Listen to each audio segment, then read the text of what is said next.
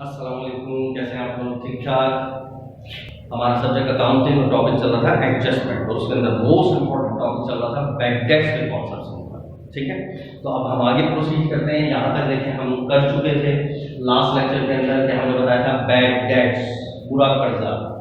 ठीक है, और ये एस्टिमेशन होता है, अंदाजा होता है, शायद मुझे ये पैसे इन फ्यूचर ना मिल सके। तो हम एक एंट्री पास करते हैं, वो एंट्री कौन सी होती है? एडजस्टिंग एंट्री होती है। और वो कब होती है? साल के एंड में होती है। एंट्री क्या होती है? Bad debt expense debit allowance for bad debts credit. ये एक्सपेंस कहाँ जा रहा होता है? अपने की अकाउंट में। डेबिट के अंदर डेबिट हो रहा है तो डेबिट चला जाता है, अलाउंस अपने की अकाउंट में जाता है, अलाउंस क्रेडिट हो रहा है तो क्रेडिट चला जाता है। ठीक है, अच्छा, और उसके बाद ये जो डेबिट में जा रहा होता है, सही है, यही चला जाता है as it is income statement. कहां पर? ऑपरेटिंग एक्सपेंस के अंदर।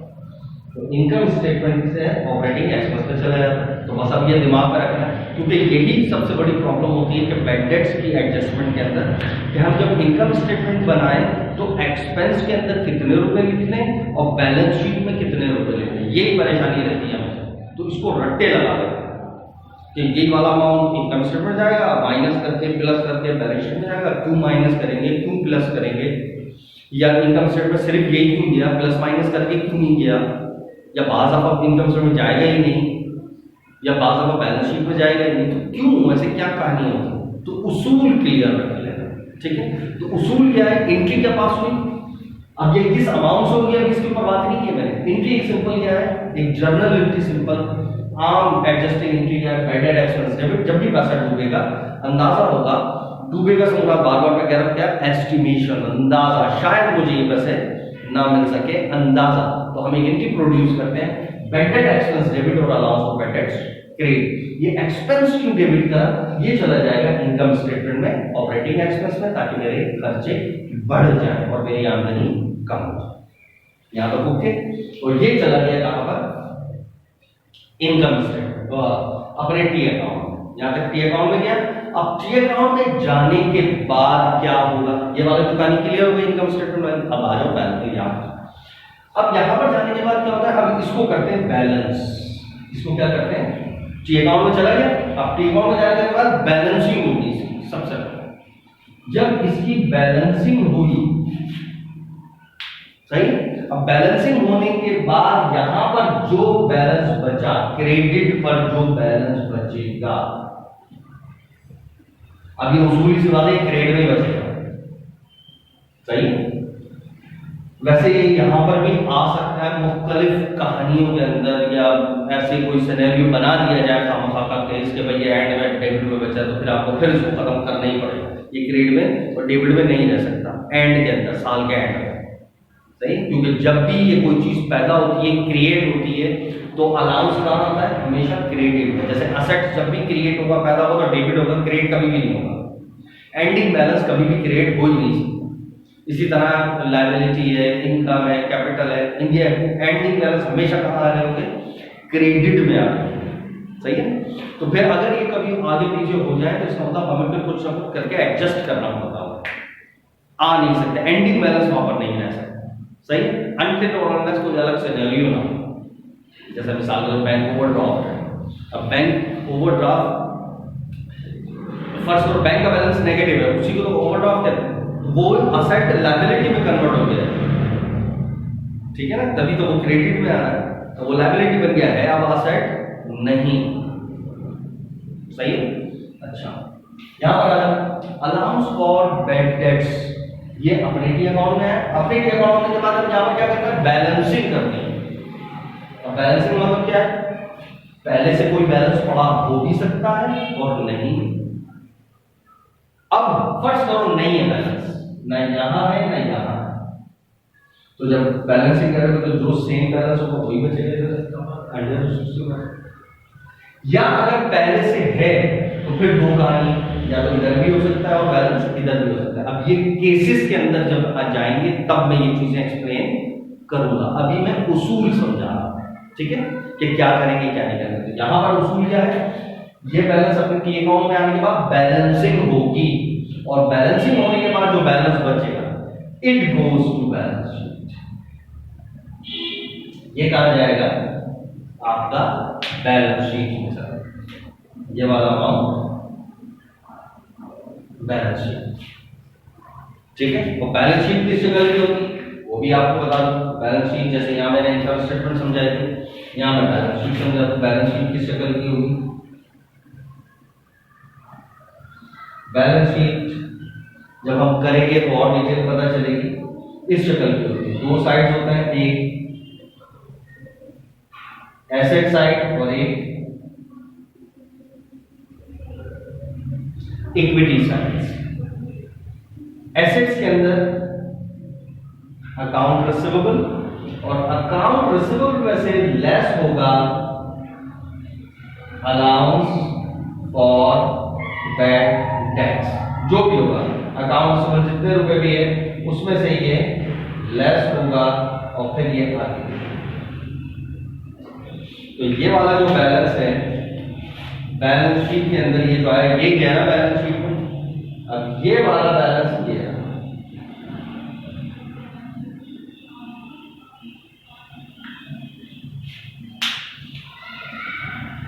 उसूल क्लियर हुआ कि हमने एक एंट्री पास की थी, बैडेड एक्सपेंस डेबिट और allowance for bad debts credit. बैडेड expense अपने टी अकाउंट में चला गया डेबिट में, अलाउंस फॉर बैडेड के टी अकाउंट में चला गया क्रेडिट में, ठीक है। इसके साथ क्या हुआ, ये इसके साथ बैलेंसिंग होगी, और जो एंडिंग बैलेंस बचेगा वो एंडिंग बैलेंस जाएगा बैलेंस शीट में। बैलेंस शीट में कहा जा रहा होता है इस शक्ल के अंदर, ऐसे अकाउंट रिसीवेबल में से लेस होगा। इतने पैसे अब हमने नहीं लिए, ठीक है। अच्छा, और यहां पर क्या होगा, ये एक्सपेंस अपने टी अकाउंट में जाता है और यही बैलेंस चला जाता है सिंपल इनकम स्टेटमेंट में हमारे खर्च होते हैं। तो एक उसूल पता चल गया। अच्छा, उसूल क्या है बैड डेट्स का, कि जब हम एंट्री प्रोड्यूस करते हैं बैडेड एक्सपेंस डेबिट और अलाउंस फॉर बैडेड क्रेडिट, सही। तो वो जो एक्सपेंस डेबिट कर रहे हैं वो एक्सपेंस जाता है इनकम स्टेटमेंट के अंदर खर्चों में, और अलाउंस फॉर बैडेड के टी अकाउंट में जाता है, और फिर वहां पर बैलेंसिंग होती है, और उसका जो एंडिंग बैलेंस बनता है अलाउंस फॉर बैडेड के टी अकाउंट का जो एंडिंग बैलेंस बचता है क्रेडिट में, ये वाला बैलेंस जाता है बैलेंस शीट में। एंट्री वाला बैलेंस उठा के बैलेंस शीट में नहीं जाता। ये उसूल ये ध्यान रखिए बस।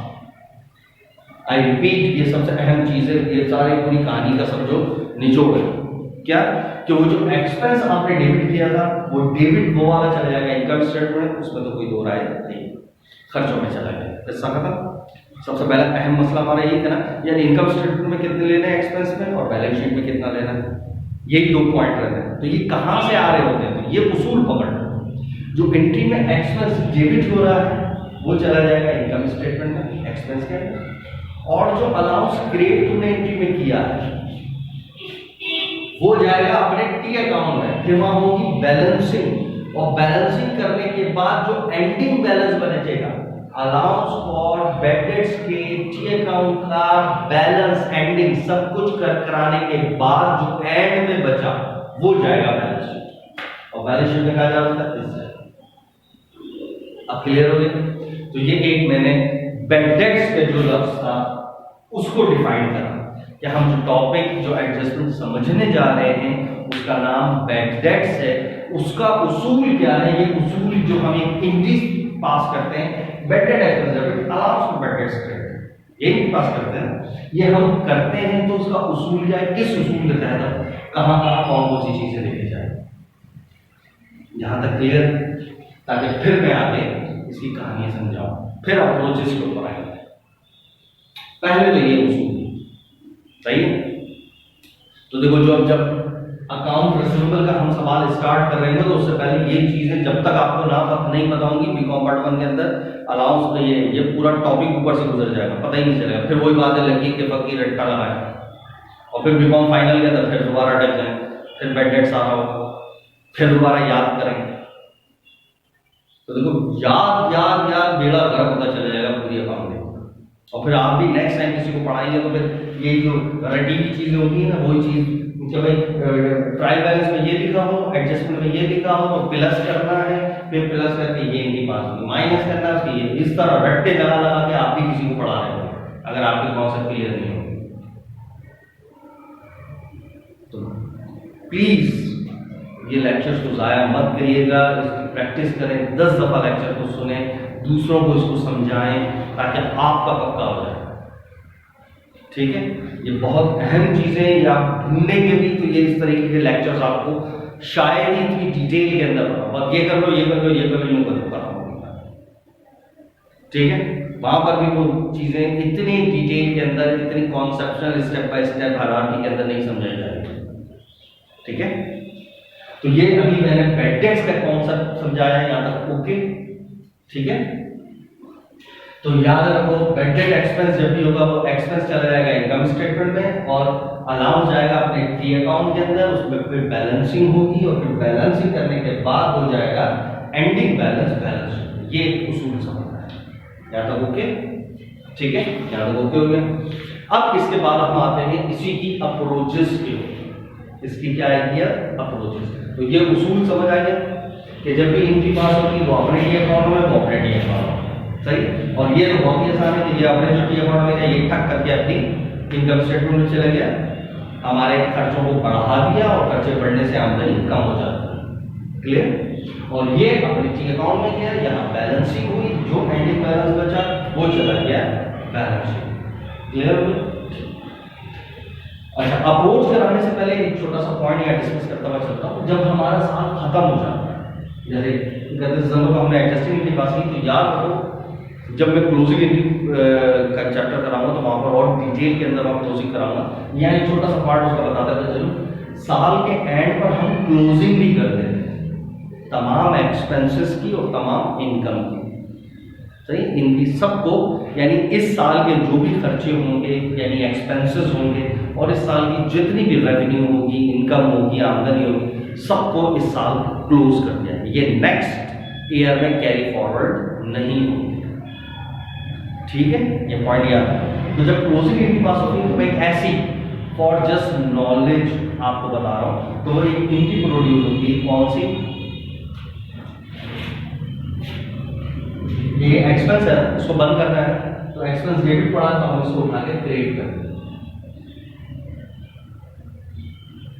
बैड डेट एक्सपेंस क्रेडिट और इसके अंदर बंद कर देते हैं इनकम समरी।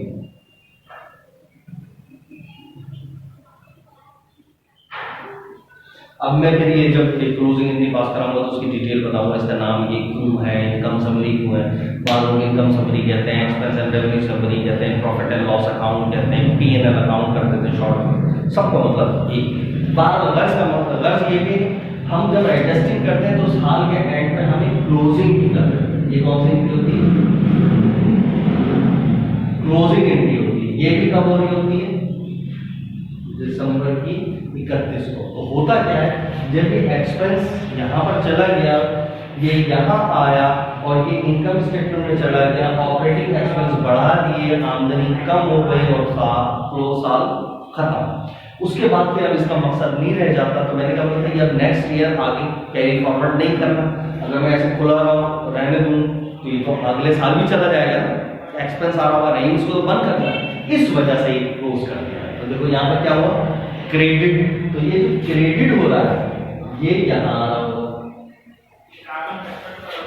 ऐसी है ना, ये क्रेडिट है, ये इस अपने अकाउंट के अंदर क्रेडिट में आया, सही। तो अब क्या हुआ, ये यहां से क्रेडिट होने के बाद अब ये डेबिट क्रेडिट होकर निल हो गया, डबल लाइन से क्लोज। अब यहां पर कुछ भी नहीं, निल, जीरो। अब ये नेक्स्ट ईयर कैरी फॉरवर्ड नहीं होगा। क्लियर है ये पॉइंट? इस वजह से क्लोज कर दिया जाता है। तो देखो ये बाद में पता होनी चाहिए, अच्छा क्लोज भी हो जाता है ये नहीं सिर्फ एडजस्टिंग करा और आगे बढ़ा, सही है। जब हम adjusting, reversing, closing, opening, correction ये सारी एंट्रीज पास करेंगे तो एक एक चीज उसूल क्लियर हो गया। ठीक है, तो देखो हमने बैड डेट्स के फॉर्म लफ्ज क्लियर कर दिया, यार बैड डेट्स ये होता है। अच्छा, ठीक है, फिर आगे इसको मजीद में प्रोसीड करता चला जाता। तो हमने क्या सीखा, बैड डेट्स एक एस्टिमेशन, अंदाजा इन फ्यूचर, शायद मुझे इतने पैसे ना मिले, और इसी बेस क्या है, वही हमारा कन्वर्टिज्म जो कॉन्सेप्ट है कि मोस्ट प्रोबेबल लॉसेस वगैरह भी दिखाने, क्यों? ताकि मोस्ट रिलायबल फाइनेंशियल स्टेटमेंट्स हो जो दूसरे हो उसको उनको रिलायबल हो कि हाँ बाकी के तमाम लॉसेस वगैरह भी दिखाए जा रहे हैं। इस वजह से ये इसकी की और एंट्री क्या है? एक्सपेंस डेबिट और bad debt expense debit, allowance for bad debts credit. ये एक्सपेंस कहाँ जा रहा है? इनकम स्टेटमेंट में, और हमारे खर्चों में इजाफा और आमदनी में कमी का सबब बना है। क्लियर? अच्छा, और ये bad debt allowance for bad dates कहाँ जा रहा है? अपने टी अकाउंट में चला गया, फिर वहां बैलेंसिंग हुई और जो एंडिंग बैलेंस बचा वो चला गया इन बैलेंस शीट के अंदर यहाँ। That's clear? तो पूरे क्वेश्चन को अगर मैं समराइज कर दूं तो आपने यहां से यहां तक पूरी कहानी में क्या सीखा? बताओ बैड डेट्स की हमारा ये क्या होता है? बैड डेट्स नंबर 1 पहला उसूल क्या है? ये होता क्या है? एस्टिमेशन, अंदाजा, शायद मुझे ये पैसे ना मिले, या तो ओके शायद इन फ्यूचर।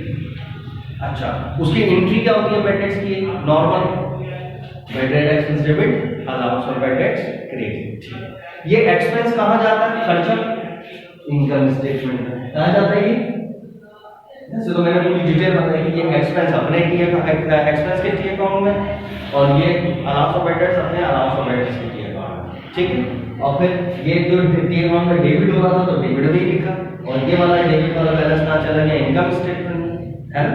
ये पूरी डिटेल ऐसे बताइए। अब आपने दिमाग में याद करने के लिए पूरा ये जो प्रोसेस आपके दिमाग में होना ही चाहिए, बट सिंपल सा बैड डेट एक्सपेंस ये कहां जा रहा होगा? इनकम स्टेटमेंट में, यानी खर्चों में। ये याद रखिए, बैड डेट एक्सपेंस कहां जा रहा होगा? इनकम स्टेटमेंट में, एक्सपेंसेस के अंदर। और अलाउंस फॉर बैड डेट्स कहां जा रहा होगा? अपने टी अकाउंट में। यहां डाल के बोलते ना इनकम स्टेटमेंट क्या बोलिए, ये बैलेंस शीट में जा रहा है ना, ये अपने टी अकाउंट में जा रहा है। ये याद, ये भी आप यूं कर सकते हो, ये अपने टी अकाउंट में, ये अपने टी अकाउंट में, और जो टी अकाउंट में था वो जो गया बैलेंस, जो बैलेंस गया वही इनकम स्टेटमेंट में गया। लेकिन ये लास्ट भी नहीं है, ये जो बैलेंस गया यही अपने बैलेंस शीट में गया। ये बैलेंसिंग करने के बाद ये ending balance goes to balance sheet. ये पॉइंट की बात है, सही है। जो एंट्री पास की bad debt expense debit, allowance for bad debts credit. Clear? ये एक्सपेंस अपने एक्सपेंस के टी अकाउंट में गया, अलाउंस फॉर बैड डेट्स अपने अलाउंस के टी अकाउंट में गया। ये इस वक्त एंट्री में डेबिट हो रहा है तो डेबिट में गया, क्रेडिट हो रहा है तो क्रेडिट में गया, कोई टेंशन नहीं होगी। ये एक्सपेंस जो अपने टी अकाउंट में गया था यही बैलेंस इनकम स्टेटमेंट में गया, ठीक है। ये जो अलाउंस क्रेडिट हो रहा था ये अपने टी अकाउंट में गया, लेकिन यही बैलेंस शीट में नहीं है, बल्कि पहले बैलेंसिंग हुई, जो एंडिंग बैलेंस बचा, क्योंकि इसके अंदर भी ओपनिंग वगैरह हो सकते हैं ना, इसमें ओपनिंग नहीं हो सकते, ठीक है। क्योंकि ये तो मेरा होता है क्लोजिंग एंट्री पास की, तो ये साल क्लोज हो गया, नेक्स्ट ईयर तो जा ही नहीं सकते bad debt expense. Point to be noted, सही बता रहा है कॉन्सेप्ट पढ़ने में। तो कभी भी आपको बैड डेट एक्सपेंस पहले से नहीं मिलेगा, ठीक है। अच्छा, और अलाउंस ये पहले से मौजूद हो सकते हैं क्योंकि इनकी क्लोजिंग एंट्री पास नहीं होती, तो ये क्लोजिंग हो भी सकती है, ओपनिंग हो भी सकते हैं। तो फिर पहले बैलेंस होंगे और फिर जो एंडिंग बैलेंस होगा हो जाएगा बैलेंस। क्लियर हो गया? अब तो ओके हो गया होगा, इतनी दफा मैं रिपीट कर चुका हूं ताकि फिर मैं अप्रोचेस के ऊपर आऊं, ठीक। बार बार मैं बता रहा हूं क्या हमने सीखा। हाँ भाई, फुल एंड फाइनल क्या था? बैड डेट्स क्या चीज है? एस्टिमेशन, अंदाजा। नॉर्मल एंट्री क्या है? Bad debt expense debit, allowance for bad debts credit. ये एक्सपेंस कहां जाएगा? अपने टी अकाउंट के अंदर डेबिट में, और वही चला जाएगा एज इट इज, वही वाला बैलेंस इनकम स्टेटमेंट। और अलाउंस फॉर बैड डेट्स अपने टी अकाउंट में जाएगा, पहले बैलेंसिंग होगी और फिर जो एंडिंग बैलेंस बचेगा क्रेडिट का वो जाएगा इन बैलेंस शीट में। क्लियर? और एक मैंने चीज बताई आखिर में कि इनकम समरी के अंदर हम तमाम एक्सपेंस, तमाम इनकम क्लोज कर देते हैं। एक्सपेंस डेबिट पड़ा तो वो क्रेडिट हो गया और ये बैलेंस अपने टी अकाउंट में अंदर गया, साल क्लोज हो गया और ये फिर नेक्स्ट ईयर ट्रांसफर नहीं होता। लेकिन ये क्लोज नहीं हुआ बल्कि एंडिंग बैलेंस है, ये नेक्स्ट ईयर ट्रांसफर होगा, पहले से मौजूद होगा। तो जब ये पहले से मौजूद होगा तो फिर वाले यही शक्ल बनेगी अगर सवाल की, तो यहाँ पहले से ओपनिंग में पड़ा हुआ होगा ना, और फिर ये इस साल ये फिर क्रेडिट हुआ, फिर बैलेंसिंग हुई, तो एंडिंग आएगा। ये पॉइंट है, ठीक है। कि यहाँ पहले से ही ओपनिंग हो भी सकता है, नहीं फर्स्ट करो ये साल कंप्लीट हो गया, फर्स्ट करो ये साल कंप्लीट हो गया, तो अभी स्टैंडिंग बैलेंस बचा था।